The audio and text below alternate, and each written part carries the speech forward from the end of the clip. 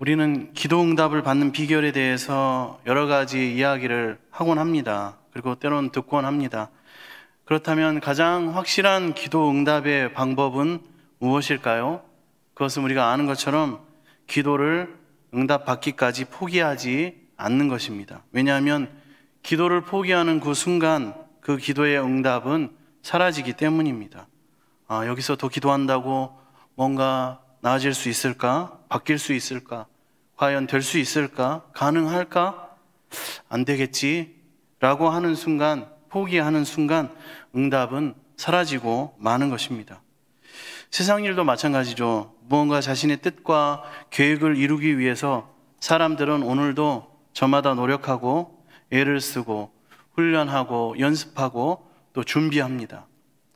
포기하지 않고 인내하면서 끝까지 해나간다면 결국에는 그 일에 전문성을 발휘하게 될 것입니다. 포기하지 않는 것, 그게 중요한 것이죠. 오늘 본문의 시작은 그러나 낙심과 포기를 마주한 아브라함에게 하시는 하나님의 말씀입니다. 오늘 우리는 저번 주에 나누었던 내용처럼 이 그돌라오메 왕의 연합군과의 전쟁에서 하나님의 도우심으로 기습에서 승리한 이후에 아브라함이 그 이후에 맞이하게 되는 하나님을 의심하고 또 언약을, 하나님의 말씀을 더 이상 기다리지 못하고 포기하려고 하는 이 아브라함을 찾아오셔서 회복시키시는 하나님을 오늘 말씀을 통해서 우리는 함께 살펴볼 것입니다. 믿음의 사람이었던 아브라함도 두려워할 때가 있었습니다. 뿐만 아니라 좌절하고 넘어지고 포기하고 싶을 때가 있었다는 것을 우리는 말씀을 통해서 알 수가 있습니다. 이러한 아브라함을 하나님은 회복시키시는데 하나님의 말씀으로 임재하시고 회복시키십니다. 이 하나님의 회복의 역사가 오늘 예배드리는 저와 여러분 우리 모두에게도 함께 일어나기를 원합니다. 본문 1절에 보면 이후에 여호와의 말씀이 환상 중에 아브라함에게 임하여 이르시되 이렇게 말씀합니다. 이후는 아브라함이 그돌라오멜의 연합군을 격파하고 승리를 거둔 이후라고 말씀드렸습니다. 그리고 그 승리 이후에 하나님은 아브라함에게 환상 중에 찾아가셔서 말씀으로 임재하셨습니다. 아브라함아 두려워하지 말라. 나는 내 방패요 너의 지극히 큰 상급이니라. 아멘. 하나님이 두려워하지 말라라는 말씀을 먼저 주신 것은 아브라함이 무엇인가를 지금 두려워하고 있다는 사실입니다. 아브라함이 두려움에 떨고 있었기 때문에 하나님께서 두려워하지 말아라 이렇게 말씀하셨습니다. 그 두려움은 어떤 두려움이었을까요? 아마도 방금 직전에 있었던 그 연합군과의 전쟁과 관련이 있을 것입니다. 아브라함은 하나님의 도우심으로 기습을 통해서 승리할 수 있었지만 만약에 그돌라오멜이 다시 전열을 정비하고 그 남은 사람들을 모아서 다시 자신을 공격한다면 이것을 과연 감당할 수 있을까라는 고민에 빠졌을 것입니다. 그 때문에 두려움을 갖고 있었습니다. 뿐만 아니라 소돔 왕 베라의 청이 있었죠. 사람은 자신에게 돌리고 물질은 가져가라. 하지만 이런지하의 이 요청을 거절한 상태였기 때문에 이제는 소돔 왕에게도 겉으로 보면 표면적으로 견제를 받게 될 수 있는 상황이 되었습니다. 이 전쟁을 통해서 승리한 기쁨은 잠시 동안 누렸지만 이제부터는 온 사방에 아브라함을 경계하고 주시하는 적으로 가득할 수 있는 상황에 처하게 된 것입니다. 이러한 아브라함에게 하나님은 두려워하지 말아라 라고 말씀하시는 것입니다. 그렇다면 아브라함이 두려워하지 말아야 할 이유가 무엇입니까? 바로 여호와 하나님이 그의 방패가 되시기 때문입니다. 그리고 큰 상급을 주시는 분이 되시기 때문입니다. 방패는 하나님의 보호하심을 상징하는 표현입니다. 그래서 다윗도 하나님은 나의 방패시오라는 고백을 여러 번 하지 않았습니까? 시편 18편에도 보면은 주님과의 관계를 노래하면서 주는 여호와는 나의 방패라고 다윗은 고백합니다. 이것은 아브라함의 방패 되신 하나님이, 다윗의 방패 되신 하나님이 모든 대적으로부터 지켜주신다고 약속해 주시는 것을 의미하는 것입니다. 또 방패뿐만 아니라 큰 상급이라 이렇게 말씀하고 계시는데, 이 말씀을 통해서 롯을 구하기 위해서 자신의 것을 희생한 아브라함, 그리고 마지막에 선택한 것이 물질이 아니라, 더 풍요로운 것이 아니라 하나님을 선택했고, 그리고 11조로 하나님을 찬송한 아브라함의 신앙에 대해서 하나님이 분명히 내가 너에게 그 상급을 허락해 주시겠다, 보상해 주시겠다라는 것을 지금 말씀으로 확인시켜 주시는 것입니다. 하나님 앞에 우리가 보상받기 위해서 예수님을 믿고 순종하는 것은 아니지만, 우리 주님은, 하나님은 우리의 수고와 헌신과 희생을 다 기억하시고 우리가 생각한 것보다 더 많은 것으로 하나님 갚아주시겠다는 말씀입니다. 이 큰 상급이라는 말은 원어로 사카르라는 원어인데, 이것은 용병들의 보수를 의미합니다. 또 임금, 그리고 대금, 보상이라는 뜻으로 쓰여집니다. 하나님 말씀에 순종하기 위해 아브라함이 희생한 것을 하나님은 다 아셨습니다. 그리고 그러한 것을 하나도 빠뜨리지 않고 모두 기억하고 계신다. 그리고 모두 내가 너에게 갚아주겠다라고 말씀하시는 것입니다. 이렇게 아브라함의 순종과 희생과 수고를 기억하시는 하나님은 마찬가지로 우리의 희생과 헌신, 우리가 드린 모든 것을 동일하게 기억하시는 하나님이십니다. 사람은 인정해주지 못할지라도 하나님은 기억하시는 것이죠. 하나님은 우리가 드린 모든 물질도 기억하시고 우리의 섬김도 수고도 기억하시며, 우리가 하나님을 위해서 흘렸던 모든 땀방울과 모든 것을 다 기억하시고 그에 따라 갚아주시겠다고 말씀하시는 분이십니다. 마가복음 10장 28절에서 30절 말씀입니다. 지금 성경 통독하신 분들은 이 부분을 많이 읽었을 거예요. 사복음서에서 반복되니까. 베드로가 여짜와 이르되, 보소서, 우리가 모든 것을 버리고 주를 따랐나이다. 예수께서 이르시되, 내가 진실로 너희에게 이르노니 나와 복음을 위하여 집이나 형제나 자매나 어머니나 아버지나 자식이나 존토를 버린 자는 현세에 있어 집과 형제와 자매와 어머니와 자식과 존토를 100배나 받되 박해를 겸하여 받고 내세의 영생을 받지 못할 자가 없느니라. 아멘. 우리 수고와 헌신에 대한 보상에 대해서 분명하게 약속하고 계십니다. 다음으로 아브라함이 두려워하는 이 두려움의 근본적인 원인입니다. 아브라함이 두려워하게 된 것은 바로 아브라함이 자신의 처한 현실을 바라보았기 때문입니다. 아브라함이 비록 가나안 땅에 강자로 급부상하고 있었지만 그에게는 치명적인 약점이 두 가지가 있었습니다. 하나는 자식이 없다는 것이고, 여전히 또 다른 하나는 아직도 자신에게 소유된 땅 한 조각이 없다는 것입니다. 창세기 오늘 15장인데 23장에 가서야 겨우 아내 사라를 매장하기 위해서 헷 족속으로부터 막벨라 굴을 사게 되는 것이죠. 그 땅 하나를 사게 되는 것입니다. 하나님으로부터 네가 밟는 모든 땅을 주리라 라는 약속을 이미 받았지만 아직 아브라함에게는 그 약속이 성취되고 있지 않았습니다. 이 두 가지 현실을 바라보는 순간, 마주하는 순간 아브라함은 두려움과 그리고 미래에 대한 불확실성 때문에 방황하게 된 것입니다. 근심하게 된 것이죠. 우리도 마찬가지입니다.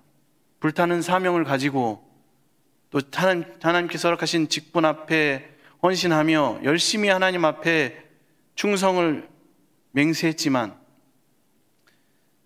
하나님 앞에 섬기고 헌신할 때는 모든 것이 은혜롭게 잘 되는 것 같았지만, 그 은혜를 경험하다가 막상 내 앞에 마주한 현실, 눈앞에 마주한 나의 현실을 대할 때면 내 마음이 무너지고 때로는 암울함, 그리고 답답함, 그리고 아브라함이 경험했던 두려움과 근심에 들어갈 때가 있습니다. 교회를 위해서, 하나님의 나라를 위해서, 이웃을 위해 열심히 기도하고 봉사할 때는 내 현실이 내 눈에 들어오지 않았는데, 이제 막상 혼자가 된 나를 때로는 돌아보면 아무런 소망이 없어서 때로는 눈물 짓게 될 때가 있습니다. 교회에 나와서 섬길 때는 현실에서 벗어났다가 다시 집에 들어가면 현실이 내 삶으로 다가오고 내 눈앞에 다가오고, 그 현실 가운데 들어가면 몰려오는 의심과 두려움에 여러분 때로는 힘들지는 않습니까? 당장 써야 할 생활비 문제가 있을 수도 있고, 자녀를 양육하기 위한 물질 때문에 답답할 때도 있고, 직장 문제와 진로, 또 결혼 문제로 지쳐버린 내 가족들과 자녀들, 병들어 있는 부모님과 형제들을 생각하면 우리의 마음이 그 현실 앞에 무너지게 됩니다. 두려움 가운데 들어가게 되는 것이죠. 근심하게 됩니다. 걱정하게 됩니다. 그러나 이런 상황과 이럴 때라도 우리가 낙심하지 말아야 하는 것은 오늘 본문이 우리에게 주는 위로와 교훈 때문입니다. 현재 아브라함처럼 자신의 형편과 상황을 바라보면 낙심하고 두려움에 사로잡힐 수밖에 없습니다. 그러나 말씀으로 이때 임재하시는 하나님을 만나고 그 말씀을 붙들고 순종하면 가장 위대한 믿음의 사람으로 그때부터는 사용받게 되는 것입니다. 하나님은 저와 우리의 방패가 되십니다. 우리에게 아무것도 두려워하지 말라고 오늘 이 시간 말씀하십니다. 하나님은 우리의 영원한 상급이 되신다고 지금 우리에게 말씀하십니다.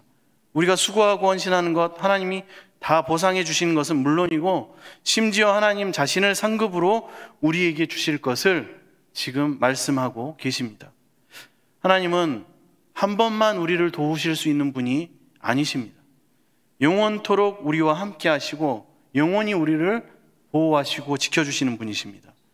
출애굽했을 때 홍해를 가르셨던 하나님은 마지막 가나안 땅을 들어갈 때 요단강을 가르시는 분이십니다. 처음이나 나중이나 언제나 동일하신 하나님만 바라보면서 끝까지 신뢰하는 저와 여러분의 믿음과 삶이 되어지기를 축복합니다. 이사야 41장 10절의 말씀입니다. 두려워하지 말라, 내가 너와 함께함이라. 놀라지 말라, 나는 내 하나님이 됨이라. 내가 너를 굳세게 하리라. 참으로 너를 도와주리라. 참으로 나의 의로운 오른손으로 너를 붙들리라. 아멘. 두려워하는 우리를 위로해 주시는 하나님이십니다. 여러분은 혹시 이 시간 두려운 마음이 있습니까? 근심되고 걱정되고 염려되는 마음이 있습니까? 그 하나님을 온전히 믿기를 원합니다. 그 하나님을 온전히 바라보고 이 시간 의지하기를 원합니다. 근데 이때 아브라함이 하나님 앞에 기도합니다. 자신의 마음을 토로합니다. 그런데 임재하신 하나님에게 하는 아브라함의 기도는 불평에 가까운 기도가 되고 있습니다. 본문 2절에 주 여호와여 무엇을 내게 주시려 하나이까? 나는 자식이 없사오니 나의 상속자는 이 다메섹 사람 엘리에셀이니이다.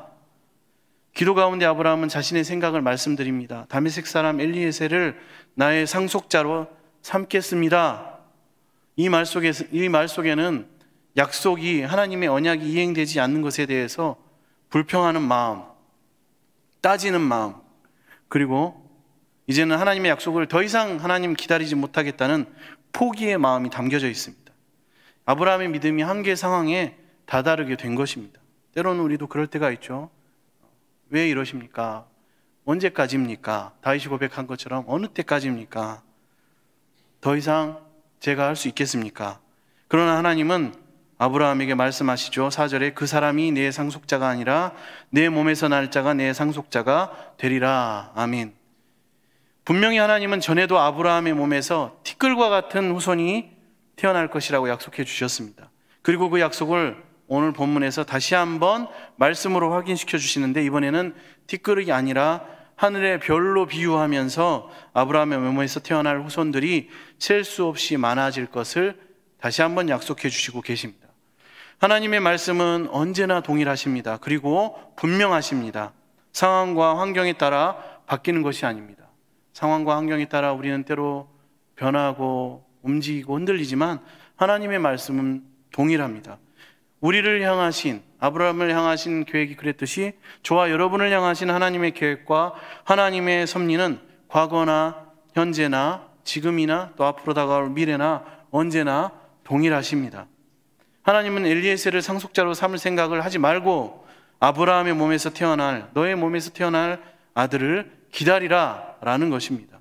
하나님이 기다리라는 것은 하나님의 때를 기다리라는 것입니다. 아브라함이 할 일은 자신의 시간을 포기하고 하나님의 시간을 믿음으로 기다리는 것입니다.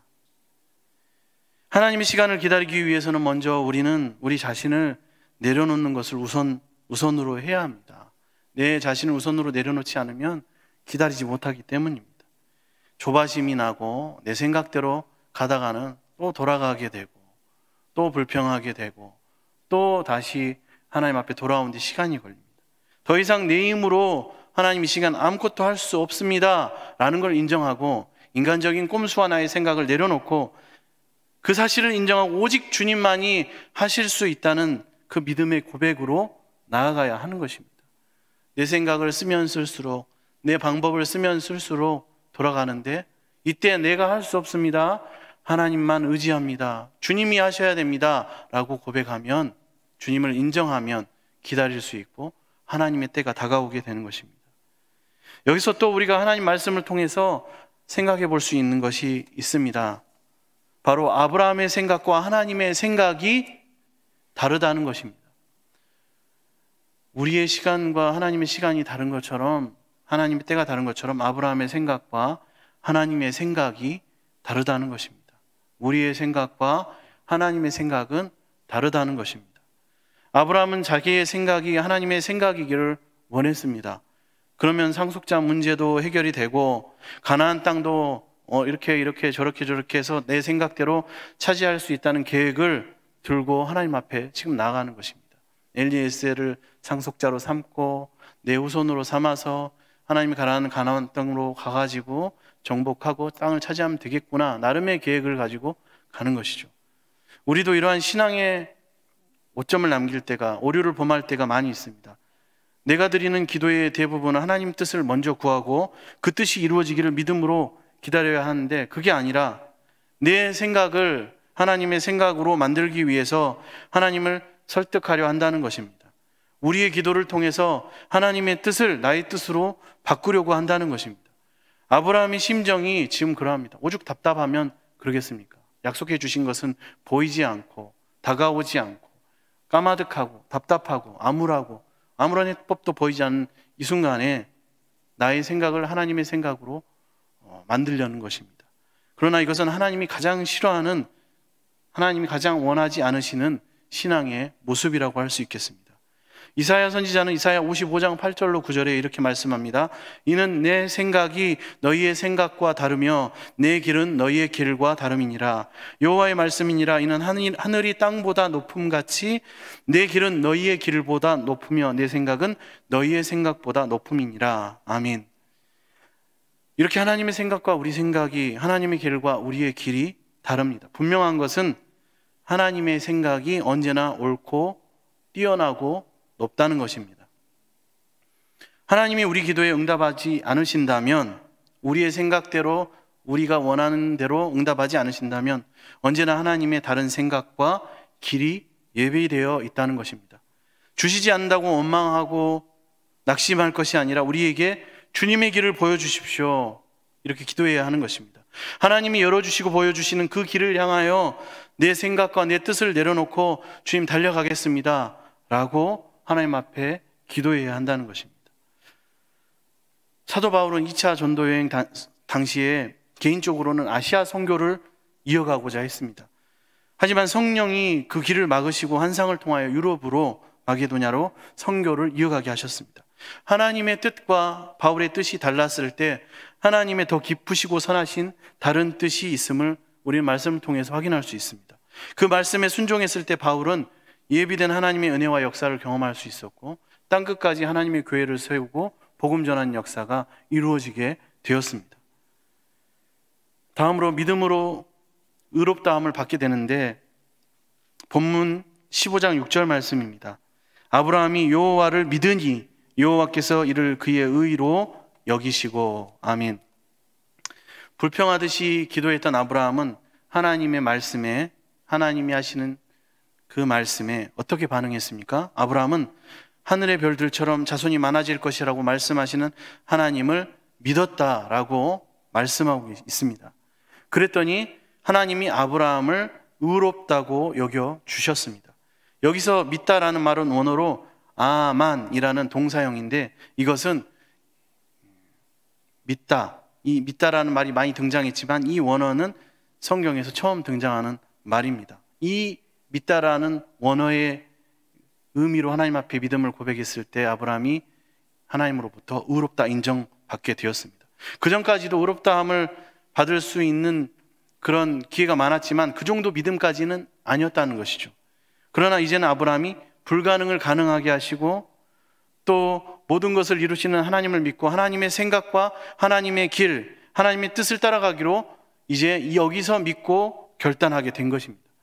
하나님의 모든 약속이 이루어지게 될 것을 여기서 아만이라는 동사로 고백한 것입니다. 이 믿음을 하나님이 귀하게 보신 것입니다. 그리고 그를 의롭다고 하신 것입니다. 의로 여기셨다는 말씀은 의인이 아니지만 의인으로 인정하셨다라는 말씀입니다. 아브라함은 하나님께 이토록 사랑받을 자격이 사실 없는 사람입니다. 수많은 실수를 하고 하나님이 그렇게 인도하여 주셨음에도 불구하고 많은 실수를 했습니다. 그는 하나님 앞에 죄인입니다. 우리도 같은 모습이죠. 그러나 그가 하나님의 약속의 말씀을 이 시간 아만으로 믿음으로 붙들었을 때 하나님 앞에 의인으로 서게 하셨습니다. 이제 아브라함은 하나님의 진노 대신에 하나님의 은혜 안에 영원토록 머물게 되었습니다. 하나님은 아브라함의 죄인됨과는 상관없이 그의 모든 죄를 이제 용서하시고 영원한 의인임을 하나님의 법으로 인정하시겠다는 것입니다. 사도 바울은 로마서와 갈라디아서에서 이것을 이신칭의라고 표현하고 있습니다. 무엇입니까? 믿음으로 의롭다함을 얻는다라는 것입니다. 내 의나 공로로 하나님께 나아가는 것이 아니라 내가 이렇게 섬겼기 때문에, 이렇게 11조를 드렸기 때문에, 이렇게 새벽 예배를 드리고 제단을 쌓았기 때문이 아니라, 그거는 믿음이 있을 때 당연히 하는 것이고, 내 의나 공로로 하나님께 나아가는 것이 아니라 하나님의 의를 받아들이는 믿음으로 나아간다는 것입니다. 예수님은 우리를 위해서 십자가에서 죽으셨습니다. 이것이 복음이고 하나님의 복된 의의 계시입니다. 이 하나님의 의의 계시를 믿을 때에 의롭다함을 얻는 것입니다. 예수님의 십자가를 내 유일한 구원의 길로 믿는 그 믿음을 통해서 하나님 앞에 의로워진다는 것입니다. 바울은 로마서 3장 28절에 말씀합니다. 그러므로 사람이 의롭다 하심을 얻는 것은 율법의 행위에 있지 않고 믿음으로 되는 줄 우리가 인정하노라. 아멘. 로마서 4장 3절 5절에 성경이 무엇을 말하느냐? 아브라함이 하나님을 믿음에 그것이 그에게 의로 여겨진 바 되었느니라. 일하는 자에게는 그 삭시 은혜로 여겨지지 아니하고 보수로 여겨지거니와 일을 하지 아니할지라도 경건하지 아니한 자를 의롭다 하시는 이를 믿는 자에게 그의 믿음을 의로 여기시나니. 아멘. 아브라함은 하나님 앞에서 한 일이 없습니다. 아무런 공로가 없습니다. 아브라함은 다만 하나님을 믿었을 뿐입니다. 그는 하나님이 죽은 자를 살리시고 없는 것을 있는 것 같이 부르시고 약속하신 것을 능히 이루시는 분임을 믿었습니다. 바울은 이 믿음으로 의롭게 되는 원리가 아브라함뿐만이 아니라 바로 우리 모두에게도 그대로 적용된다고 말씀합니다. 그에게 의로 여겨졌다 기록된 것은 아브라함만을 위한 것이 아니요 의로 여기심을 받을 우리도 위함이니 곧 예수 우리 주를 죽은 자 가운데서 살리신 이를 믿는 자니라. 아멘. 아브라함이 의롭다함을 받은 것처럼 우리도 예수 그리스도의 십자가 죽으심을 믿기만 하면 의인이 되어서 하나님과 영원한 교제를 이루게 됩니다. 히브리서 저자는 믿음이 없이는 하나님을 기쁘시게 못한다 기록하고 있습니다. 우리 모두 포기하지 않는 믿음을 통해서 하나님이 모든 약속이 이루어지는 그 축복을 누리고 하나님 앞에 영원토록 의인으로 서 있기를 축복합니다. 다음으로 하나님은 이 자손의 문제를 믿음으로 받는 아브라함에게 두 번째로 땅에 관하여 말씀하십니다. 오늘 본문 7절입니다. 또 그에게 이르시되 나는 이 땅을 내게 주어 소유를 삼게 하려고 너를 갈대아인의 우르에서 이끌어낸 여호와니라. 여호와 하나님이 아브라함을 부르신 목적이 이 땅을 소유로 주시기 위함이라고 분명히 기록하고 있습니다. 이 말씀을 들은 아브라함은 하나님에게 주 여호와여 내가 이 땅을 소유로 받을 것이 무엇으로 알리까? 라고 묻고 있습니다. 아브라함이 이 땅을 주신다는 증거가 무엇인가를 하나님께 보여달라고 요청하고 있습니다. 증거를 요구하는 아브라함은 이 하나님을 어떻게 고백하냐면 주님이라 그리고 여호와라는 이름으로 계속해서 부르고 있습니다. 이것은 아브라함이 지금 이 시간 이 증거를 요구하는 것은 믿음이 없으니까 증거를 보여주세요가 아니라 나는 이제 하나님을 믿는 믿음을 가지고 있으니 나는 이제 하나님의 종입니다. 하나님 임재 가운데서만 살아가는 하나님의 백성입니다. 그러니 하나님 이런 나에게 하나님의 자녀인 나에게 하나님 이제 복의 증거를 보여주시기를 원합니다 라고 요구하는 것입니다. 아브라함뿐만이 아니라 우리도 마찬가지입니다. 하나님께 마음껏 나에게 주시는, 또 우리 공동체에게 주시는 축복의 증거를 우리는 마음껏 요구할 수 있는 권리가 있습니다. 그 축복을 주시는 권리가 어디에 있을까요? 그 증표는 무엇입니까? 그것은 바로 예수님의 십자가입니다. 이것은 오늘 언약이 나오죠. 고대 근동의 언약, 짐승을 쪼개놓고 그 저주의 언약 속으로 하나님이 홀로 지나가시는데, 그것처럼 하나님의 아들이신 예수님이 이 저주의 언약대로 십자가에서 죽으심으로 저와 여러분 우리의 모든 죄를 속하여 주셨고 축복을 약속해 주셨습니다. 우리는 그 예수님의 십자가 때문에 아브라함처럼 마음껏 나에게 허락하시는 복의 증거가 무엇입니까? 요구할 수 있는 위치에 있다는 것입니다. 하나님의 백성된 특권이라고 할 수 있습니다. 우리의 힘으로는 도저히 해결할 수 없는 죄의 문제, 그리고 질병의 문제, 고난, 이런 모든 문제를 우리 주님께 우리는 의뢰할 권리가 있습니다. 우리에게는 이 고통의 멍에를 하나님 벗겨주십시오. 힘듭니다. 고통스럽습니다. 나를 자유롭게 해주십시오 라고 하나님 앞에 그 증거를 요구할 권한이 있습니다. 말 못할 어려움이 여러분들에게 있지 않습니까? 저에게도 있고, 그 어려움 때문에 죽을 만큼 너무나 힘이 든데 이 죽을 만큼 이 힘든 어려움을 이길 수 있게 해달라고 하나님 앞에 기도할 수 있는 것입니다. 그리고 그 증거를 보여달라고 요구하는 것입니다. 심각한 죄에서, 죄를 이길 힘이 저에게 없는데 죄에서 벗어나도록 하나님 앞에 요구할 수 있습니다. 슬픔과 고통을 이길 수 있도록 하나님의 은혜와 십자가 영광을 나에게 보여주십시오. 하나님의 살아계심을 경험하게 하여 주십시오. 하나님의 살아계심을 내가 체험할 수 있도록 하나님 그 증거를 나에게 보여주십시오 라고 우리는 하나님의 자녀된 마땅한 특권이 우리에게 있다는 것입니다. 하나님은 하나님의 특별한 부르심 있는 종으로 삶을 고백하는 아브라함에게 이 고대 근동에서 왕과 신하가 맺는 이 언약을 진행하십니다. 이 언약은 죽음의 저주 언약입니다. 죽음의 저주 언약을 통해서 확실하고 분명하게 그 땅이 아브라함의 소유가 될 것을 다시 한번 약속해 주고 계십니다. 동일하게 자녀된 저와 여러분 우리에게도 오늘 분명하게 하나님이 우리가 받아야 할 축복의 증표를 보여주실 것입니다. 이 저주의 언약이 무엇입니까? 고대 근동 사람들은 이 언약을 맺을 때 짐승을 잡아서 쪼개어놓고 그 사이로 함께 지나가며 계약을 맺었습니다. 그 이유는 쪼개놓은 짐승을 사이로 지나가면서 언약을 맺은 그 사람 중에 그 언약을 만약에 어기고 파기하는 자가 있다면 그 짐승처럼 쪼개짐을 당하고 공중의 새에게 그 시체가 먹이게 하는 저주가 임하게 될 것이라는 일종의 목숨과 생명을 건 언약이기 때문에, 약속이기 때문에 그렇습니다. 이 언약 의식을 위해서 하나님은 아브라함에게 3년 된 암소, 암염소, 순양과 산비둘기, 집비둘기 새끼를 가져오라고 말씀하셨고, 아브라함은 하나님 말씀하신 대로 모든 것을 준비해 놓았습니다. 여기서 중요한 것은 하나님이 타는 횃불의 모양으로 그 저주 언약 사이로 아브라함과 함께 지나가는 것이 아니라 홀로 지나가신다는 것입니다.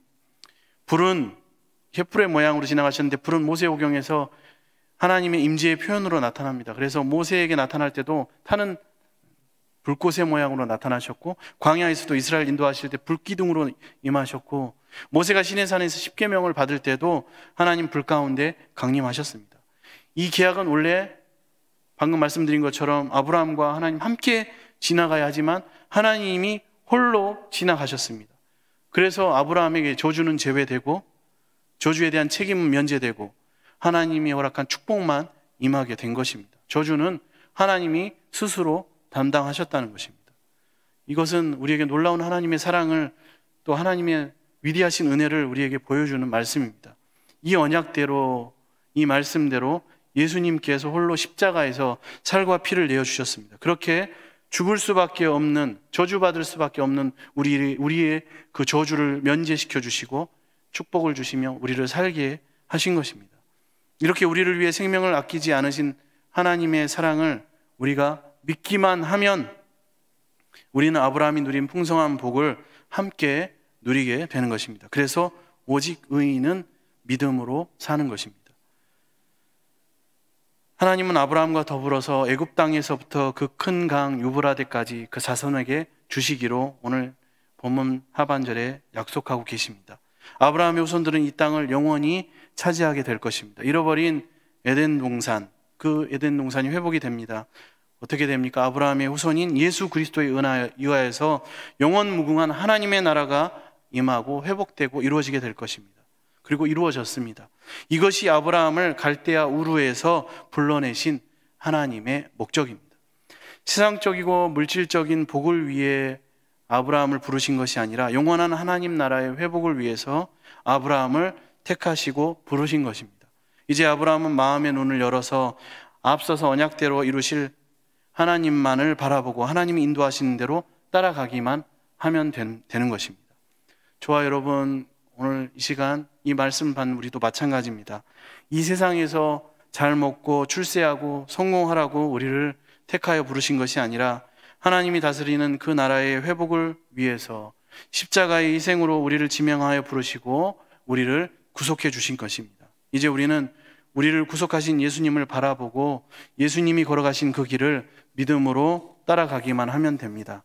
때로는 현실을 마주하고 두려움이 우리에게 임할지라도 또 그 일들을 감당하기 힘들고 어려울지라도 믿음을 가지고 하나님의 말씀 아멘으로 순종하며 예수님이 가신 그 길을 따라가면 그때부터는 이제 이 세상과는 비교할 수 없는 하나님의 영광과 풍성함이 있게 되는 것입니다.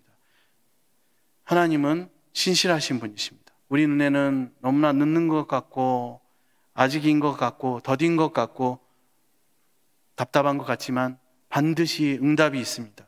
하나님은 반드시 말씀하신 것을 이루시는 분이시기 때문입니다. 아브라함에게 주신 모든 말씀은 이미 다 이루어졌습니다. 우리가 약속의 말씀을 믿으면 반드시 그 믿은 대로 우리에게도 하나님의 말씀이 이루어지게 됩니다. 하나님은 지금도 약속의 말씀을 붙들고 있는 저와 여러분을 위해서 쉬지 않고 일하고 계십니다. 그 하나님을 신뢰하는 복된 삶을 살아가는 저와 여러분의 삶과 믿음과 신앙 되어지기를 축복합니다. 기도하겠습니다.